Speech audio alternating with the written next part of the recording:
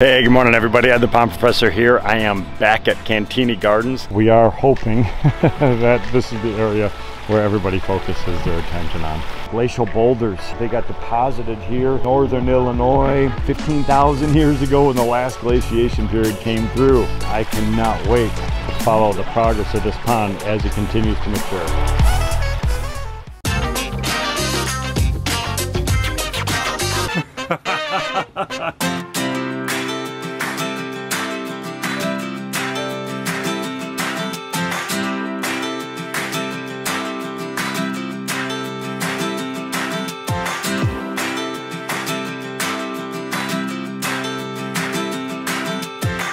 Hey, good morning everybody. I'm the Pond Professor here. I am back at Cantigny Gardens. Remember, this is that project that I did last year. This is that glacial pond, that long meandering pond system that's mimicking the geology of northern Illinois. I'm super excited about checking this project out because I know the team here has been really busy getting everything ready. They've been doing the plants, they've been doing bridges, they've been redoing the walkways. All that stuff is coming together, and today I am bringing out some of the aquatic vegetation. Here's some of the aquatic plants that we have ready for the Cantigny project. Good mixture of things from different types of irises. We have some pickerel rush, we have bloody dock, and we also have cardinal flower to plant this pond. Here's the garden over here. You can see that they've been very busy just reestablishing everything from all the construction that was done last year on site. They still have some work to do over here, working their way out. Remember, we beat all of this up last year. Oh my gosh.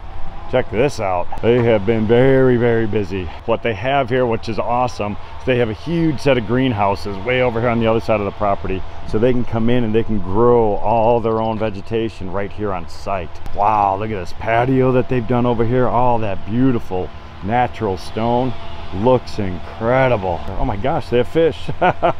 I didn't know they were going to get fish in here yet. That is awesome. Look at that water clarity. Water quality is incredible. You can see some of those jets kind of pushing up the water over in here. That was our intake bay is located back on this side. Remember, that's that custom made skimmer system. So all the pumps are located down over here. So we have a good movement of water going through everything. We have a mixture of different types of stone. Glacial boulders, they got deposited here, northern Illinois, 15,000 years ago when the last glaciation period came through. This area up on the very top, that's meant to mimic that northwestern corner of Illinois. That is the driftless zone. So that's the area where the glaciers did not hit everything. So that's why it's supposed to be a little bit higher. We wanted to have some kames and eskers. Those are glacial deposits. So you'll see these little mounds and things like that mixed in here. So these are just little mounds and knolls that were deposited as the glaciers actually started to retreat and melt.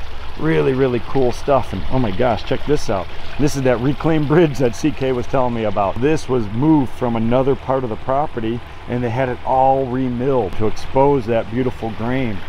My goodness, this looks just incredible. And I am going to focus today on adding in some more of the aquatic vegetation in here, tucking stuff in up and around that wetland area. I cannot wait to follow the progress of this pond as it continues to mature.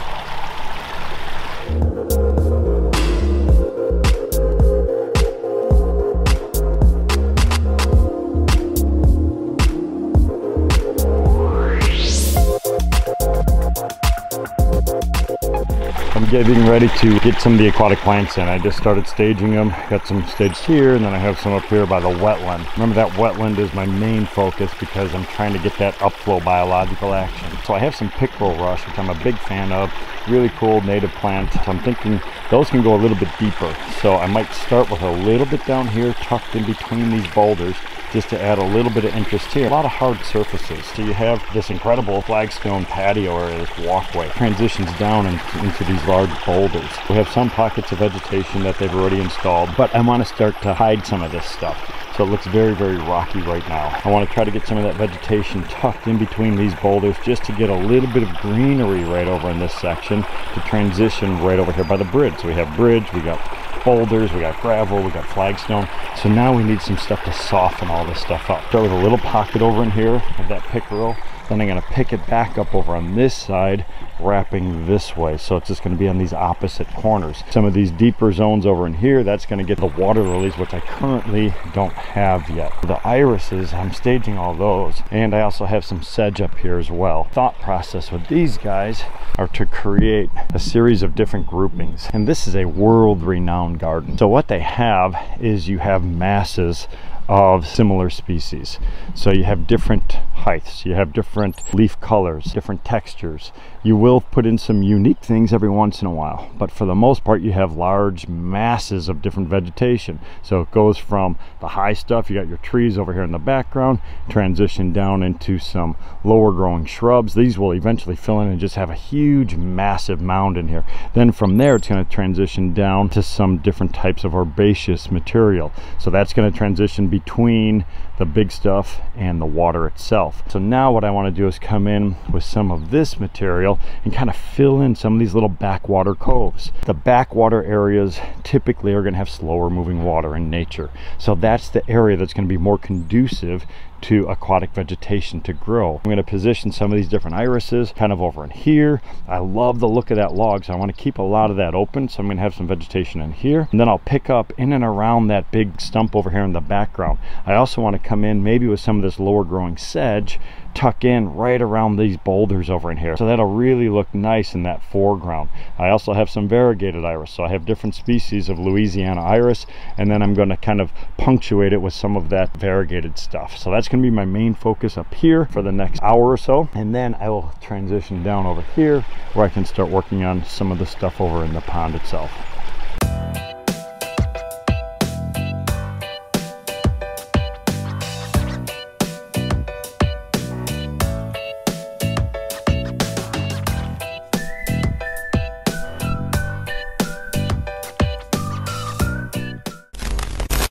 $1,000. Click in the salutations, everybody. We've got Colonel Copepod, Lieutenant Roadfur here. We have some exciting news for you coming to you from the Team Aquascape channel. I know you were probably really enjoying whatever the heck Ad was saying, but it can't be nearly as entertaining as this. We are giving away not $1,000, not $2,000, but $5,000 worth of Aquascape product. That's a whole Ed Baloo. Hey, you guys want to hear more about this? Follow Team Aquascape. We're going to be putting out more and more information about this, but in the meantime, click on the link below. Click. You know how to do all this. $5,000 in pond product. That's all you need to know. Come over to Team Aquascape channel. Find out more. Let's go. All right, I just finished putting in the pickerel back over on this side here. You can see tucking it in between those boulders. Those will fill that whole space in very nicely. Picked up on the opposite side over here with the same thing. What I like about that pickerel, it does grow a little bit deeper so it can handle that. Now what I'm doing, I'm coming in with some of the bloody dock over here, and what I want to do is, because of the unique leaf structure, you have that green with that red veining in it, it's really going to pop out.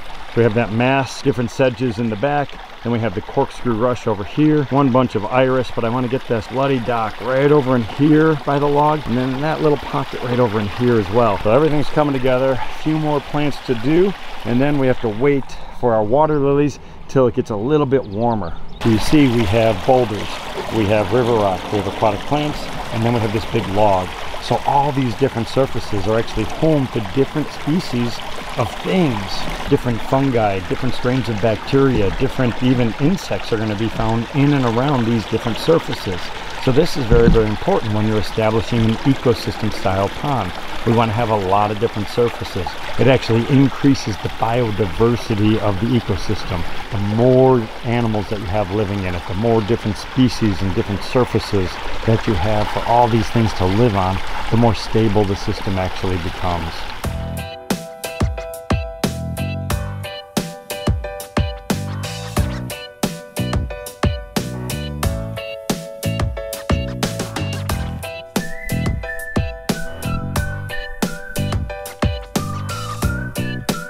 You can see all the different plants that I installed so far here earlier today. I love working with these different species because they have a very soft fibrous root system that's going to spread itself out through all that rock and gravel. So as all the water flows up through that media, it's going to come into contact with that root zone. This is just unbelievable.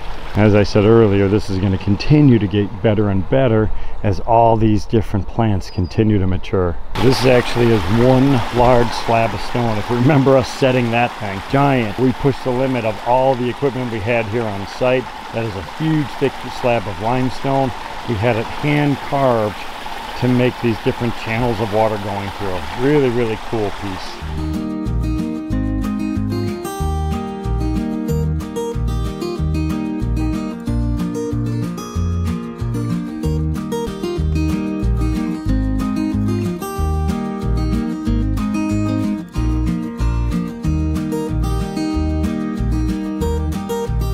So my thought over here, to have a huge bed of water lilies right in this back corner to really kind of create this kind of sweep. I want to get a big massive bed here and a smaller pocket of them right over in here. I'm trying to create this meandering pathway of water.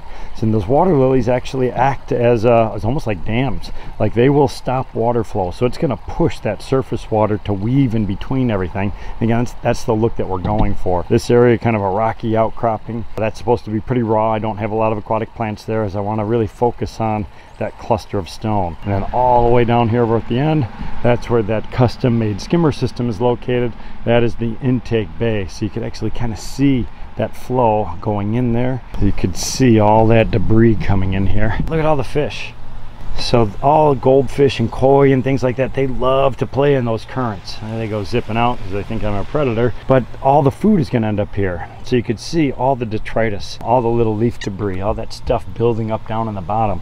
The reason we put this kind of back over in this corner is because it's kind of hidden from view. So this is where the maintenance component is. So they have easy access. They kind of made a little bit of a pathway in between over here where they can come in and they could scoop out all of this material. So what we tried to do, and this was one of the challenges here, is because the amount of people that they have coming through here, you have to give people access to water. If you don't give them a spot to come in, they're going to make their own.